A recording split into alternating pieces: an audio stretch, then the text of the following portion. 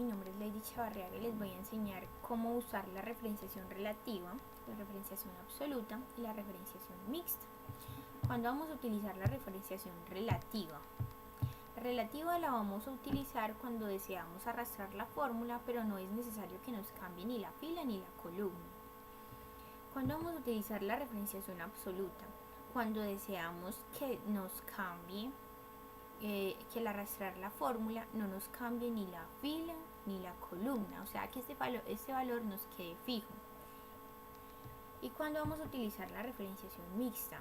La referenciación mixta la vamos a utilizar cuando necesitemos que nos cambie el valor ya sea de la fila o de la columna.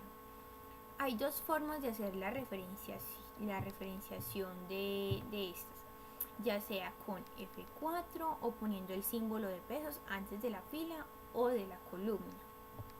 Para que me entiendan más fácilmente les voy a explicar con unos breves ejemplos cómo es. Bueno, vamos a hacer la referenciación relativa.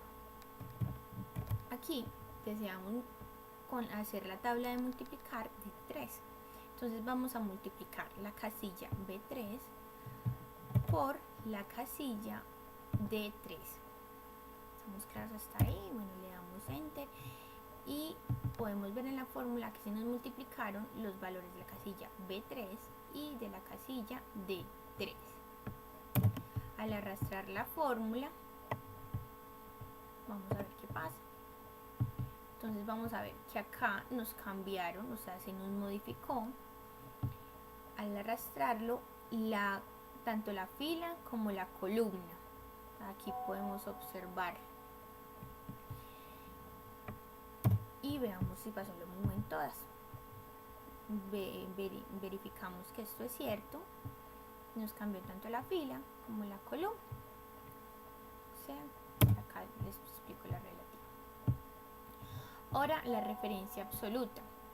Acá deseo que todos los valores de B4 hacia B15 se me multipliquen por la casilla C3.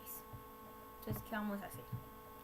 Vamos a multiplicar la casilla B4 por la casilla que quiero que me quede fija, o sea que al arrastrar la fórmula no me cambie, o sea la casilla C3. Y vamos a poner antes de la columna y de la fila el signo pesos, ya sea con F4 o poniendo el símbolo de pesos antes de cada uno. Ambos nos funcionan de igual manera. Damos Enter para comprobarlo y arrastramos la fórmula. Ahora vamos a comprobar si lo que les dije fue cierto. Acá nos cambió este valor, o sea la referencia relativa, nos cambió tanto la fila como la columna, y en este valor nos quedó fija la fila y la columna. O sea que pudimos demostrar que lo que les dije fue cierto. Ahora les voy a enseñar la referenciación mixta. Acá debemos de tener en cuenta cuál es la fila que deseamos fijar y cuál es la columna que deseamos fijar.